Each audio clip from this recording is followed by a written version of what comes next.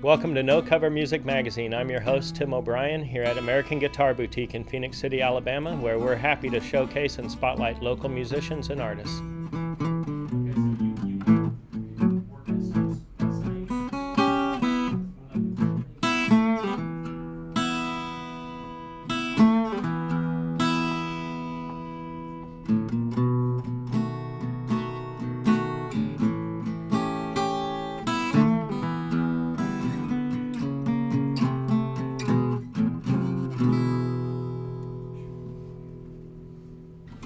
Welcome to No Cover Music Magazine here in Phoenix City, Alabama. Today we've got Drew Ellis in the house. We're going to have him playing some songs and doing some chatting with him.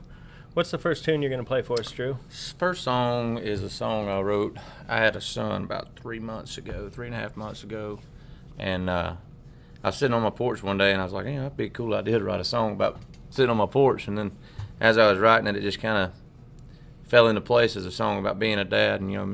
And I got an awesome wife and I got an awesome son. So the song's called "I Pulled Through." It's kind of a neat song. It's going to be on the next project we cut. Congratulations about the birth of your first son. Yeah, it's exciting.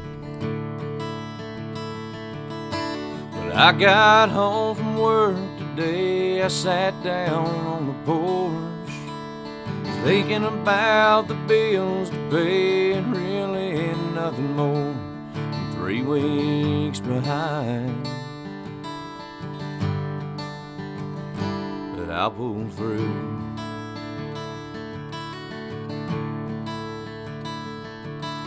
Sitting on that porch, I saw my grass was knee high. The dog food is running low and the baby's starting to cry. What a day.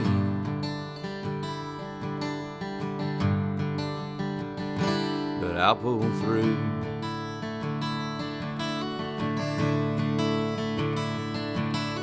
It's days like these that let you know you're just a man, not a superhero.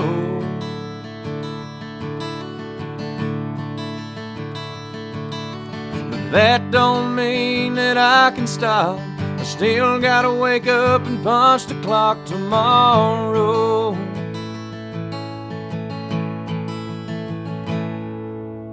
5 years later, I sit down on that same old back porch. Hot Wheels, cars, and figurines scattered on the floor. What a day.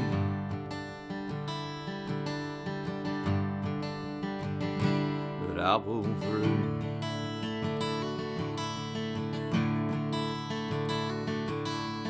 Walking from that porch, my son picked up that figurine. I asked if it was Superman. He said no and pointed at me. You're my dad, and we'll pull through.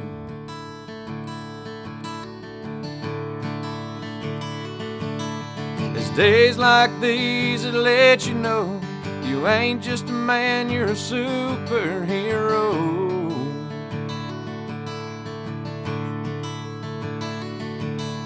And he's the reason I can't stop. I gotta wake up and punch the clock tomorrow.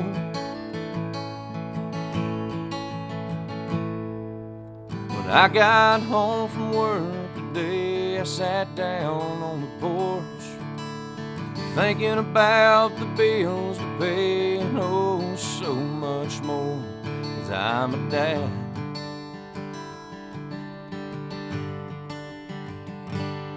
And I pulled through.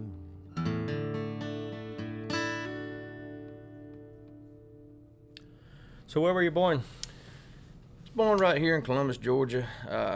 Been living here pretty much my whole life, moved around, Smith Station, Crawford, Alabama some. Got family in Dothan, Alabama, and grew up, and I joined the Army and got out of town for a little while, lived in New Mexico, and come home, and then I moved to Nashville, and then I come home, and it's just been I try to come home, and then something else just pulls me back out of town, and it never fails. I always get sucked back out, but I always end up back home, so I don't know if it's God's will me coming back here or God's will me leaving here every time. It's not a bad town to live in. No, I love it. I enjoy it. I wouldn't trade it for anything. So, so tell me about your early inspirations. What inspired you to become a singer-songwriter? You know, my first concert I ever went to, my mother, and she took me to see Black Hawk in concert. She used to work at the Hinman. It used to be called the Hinman Hotel, across in downtown Columbus. And the very first country concert I ever went to was Black Hawk. And I just remember sitting front row and just being amazed at, like, that is cool.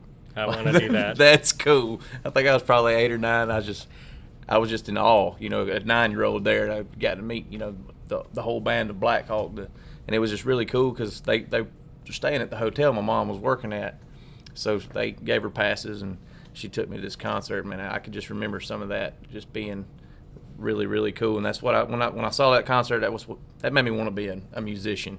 And then, you know, I started listening. You know, of course, my parents listened to country music, and I listened to George Jones and Haggard and just a little bit of everything. That's some of my early stuff. You know, Tracy Lawrence, George Strait, Alan Jackson, of course. You know, just some of those guys had some of those major hits, and it was just a lot of fun to listen to the instrumentation on their records, the production, and something I always enjoyed picking apart was the production on a song, not just the words and the lyrics, but the actual music to it.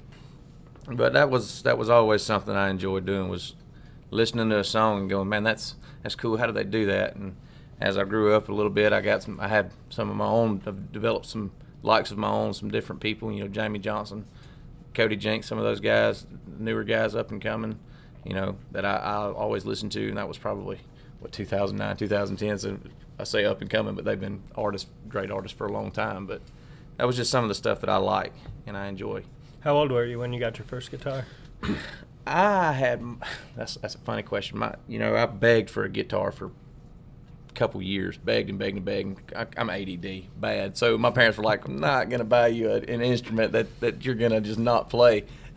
So one year for Christmas, my parents got me a cheap old Fender Starcaster. I still have that guitar, sits in my bedroom, won't never get rid of it. Wouldn't get rid of it for anything. Won't play it, but won't get rid of it. Wouldn't play it, but wouldn't get rid of it. You know, it meant a lot to me, and I hold on to it because that's something that I've always held on to is instruments. I don't like to sell them, don't like to get rid of them because they all have a story. And when I was, I learned how to play a little bit on that, and then I worked construction, in my teenage years, and I saved up enough money to buy another cheap acoustic guitar, and I played it and played it and played it, and eventually worked my way up into something decent. I play a Takamine now, and I wouldn't trade that thing for nothing. It's beat up and scratched up. And your primary songwriting tool? Primary everything tool.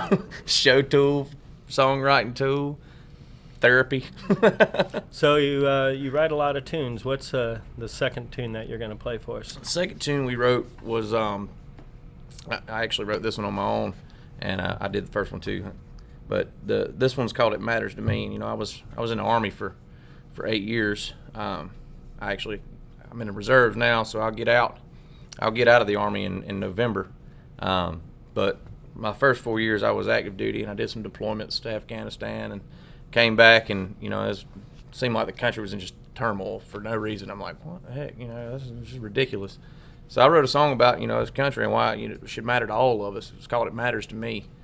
We did a music video on it at Taylor County. We're releasing that September 11th this year, 2017. I'm pretty excited about that. And that's with your production company? Yep. Loud and Rowdy? Loud and Rowdy Entertainment. Yep, that's the label that I'm under right now, and they've been real good to me, and I'm excited to work with them. Got some really cool things coming up with them. They got me a show on the Opry coming up in October.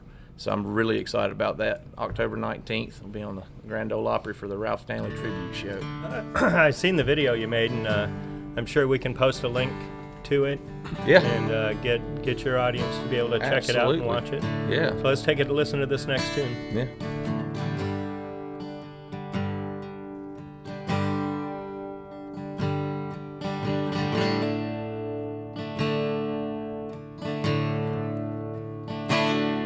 What's left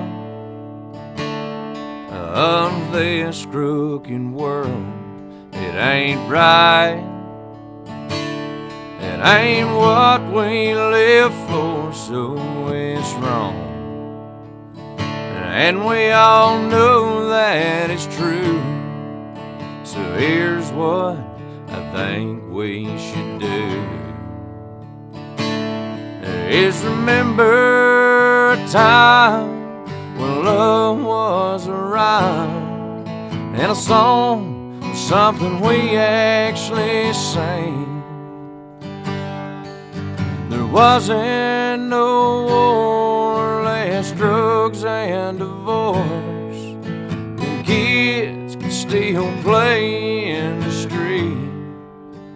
I'm an American, and it matters to me.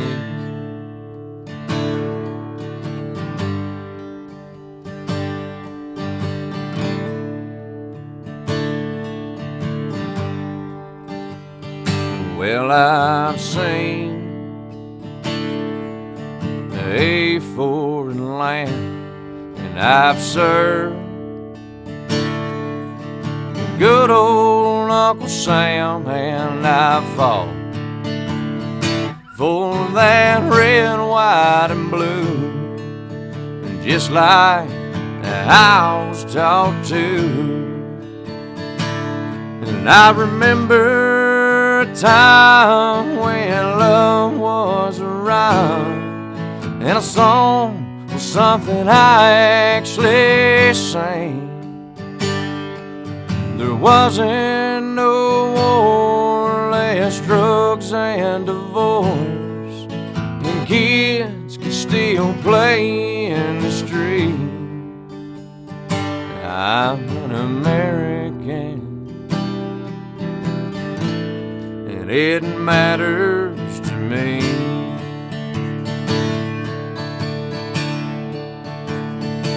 So let's remember a time when love was around, and a song was something we actually sang. There wasn't no war, less drugs and divorce, and kids could still play in the street. I'm an American,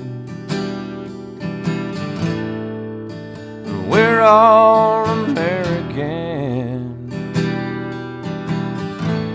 and it matters to me. It matters to me.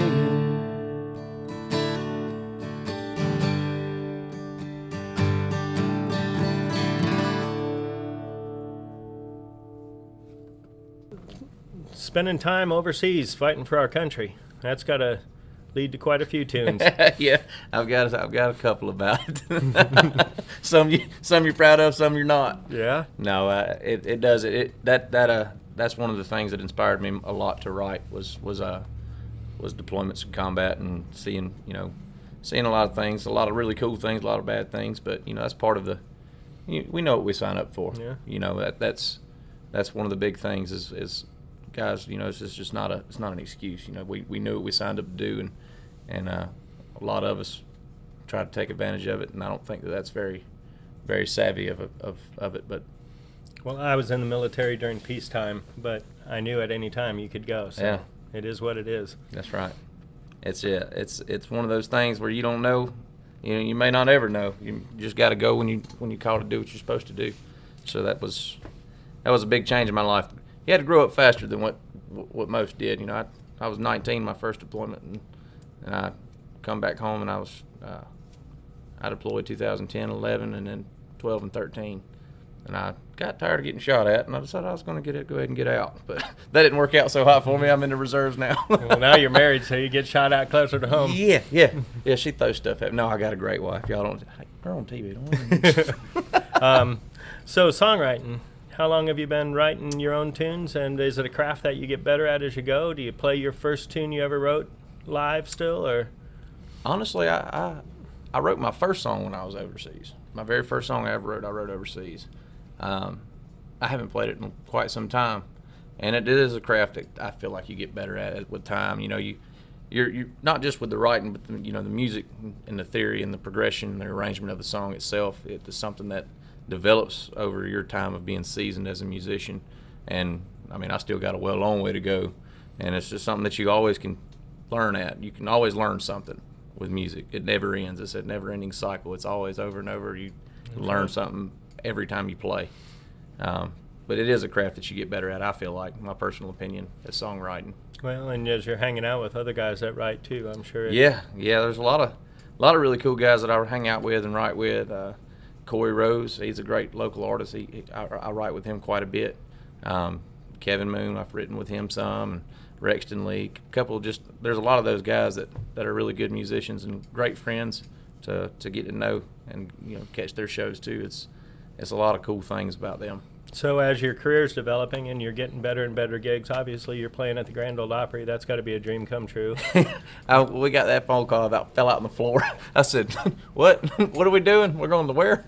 But we just actually, what the cool thing was, we just got the confirmation right before we was coming on to the show. It is a dream come true to stand on that stage in that circle where all those artists have stood over the years, and some of your heroes stand there and they play the songs they write, and that's just something that I've always dreamed of doing. So it is a dream come true, most definitely. So as an artist, if you were going to give an up-and-coming kid some advice on how to try and carve the path that you are learning to carve as well?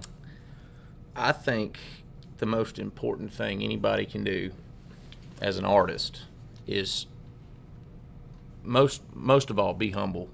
Don't overstep your bounds with somebody, and listen. You can learn from anything. You can learn what to do and what not to do.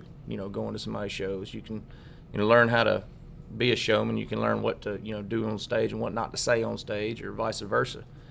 So I think that what I did was I went to all these musicians that I thought were great musicians, and I asked them for advice. And how do you do that? What makes this do that? Learning the number system is a big deal. There's just so many different things, but staying humble and always being willing to learn and not going, no, it doesn't go like that, it goes like this. I think that's a major problem with a lot of younger artists, that they don't want to take advice from somebody. And that's not for all. I've encountered a few that it doesn't go like that. It goes like this. Well, not necessarily. That's got to take a step back and learn from that. Well, and as an artist, you always want to have your own interpretation of it. Sure, otherwise, you might as well listen to the original. Anybody can put the record in and listen to it. That's right. So just that would be my advice, is to stay humble and always be willing to ask a question and learn from it. So you play around town quite a bit. I heard that you were in Columbus, Georgia at the Outlaws last weekend. I was. It was. By the way, Drew is a performing artist around town, so if you see his name, go out to his shows, support his band, buy his merchandise. I just found out that they're going to have a whole line of merchandise out there for sale, so make sure and support local artists. Everybody started somewhere, and we're starting here. So what's the third song that you recorded for us? What are you gonna? What's the name of that song? The third song's called That Woman. It's on the album that we just did. We released it in January this year. It's called That Woman. I wrote that song around a couple of different events, and come some stories that I heard. I just thought it was a really cool idea when I heard it. I was sitting around, and a buddy of mine was like, "Man, that woman," and he kept going, "Man, that woman." He kept saying it over and over again. So I was like, I guess it's kind of generic, but it might turn out to be a cool song, and it ended up being one. It's probably my favorite on the whole record. The production on it was really cool, and we did our recording in Ashland City at a place called Retract Studios, and the engineer up there, he's incredible. He's a monster musician, plays all kinds of stuff, and he's a great engineer. And when we did it, he's like, "Man, that's a killer song, man. It's a killer song," and it ended up being one of my favorites. So that's kind of the story behind that song. So on the show today, we're having you perform as a solo artist, but when you play live, tell me about your band. I got I got a pretty cool band, man. I couldn't pick a better group of guys to play with. It's just a mixture of guys that that I've been playing with for quite some time, and we got pedal steel guitars and pianos. We have regular Telecasters and bass and drums, and then we have a lot of times we'll bring in a fiddle player too. Depending on the event or what they're specifically wanting. But I'm blessed to be able to play with the guys that I play with. It's been a lot of fun. Been a long road and a lot of fun. Yeah, I hear a lot of traditional country in your playing. Good to see somebody carrying that torch. We play real traditional country.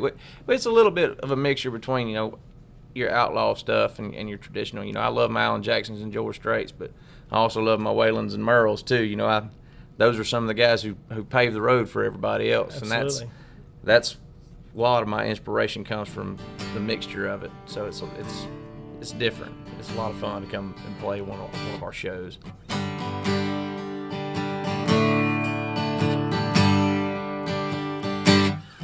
That woman, she came and saved a liquored up guitar man from the drunks and the scars, the honky-tonk bars, and the songs of a honky-tonk band. She came in the night and rescued the life of a man who's drifting away. He left steel strings for white wings, a halo on her head. She saved that honky-tonk man.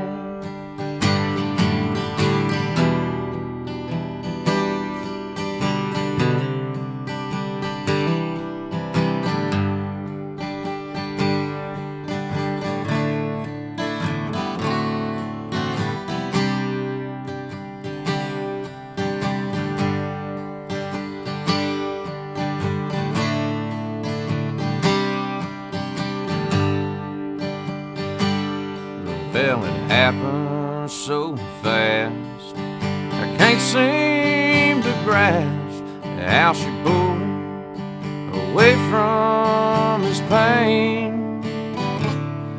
Now he don't get high and raise hell all night for as long as that woman would stay. She came in the night and rescued the life of a man that's drifting away. He left steel strings for white wings, a halo on her head. She saved that honky-tonk man. Lord, she saved that honky-tonk man.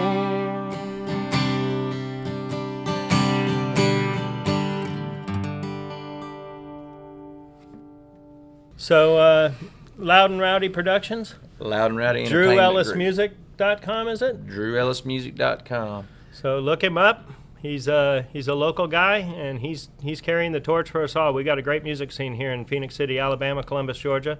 We're proud of it. Watch his show. Check out Drew's show. Thank you, man. Well, that'll do it for this week at No Cover Music Magazine. I'm Tim O Brien at American Guitar Boutique. Thank you for watching, and make sure and tune in next week.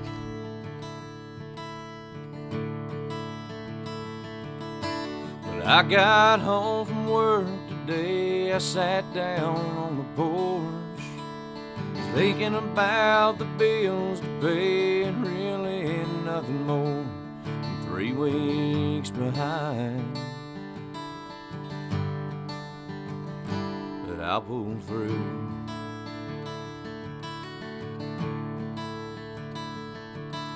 Sitting on that porch, I saw my grass was knee-high.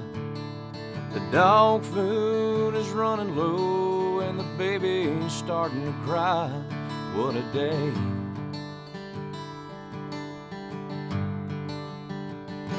But I'll pull through.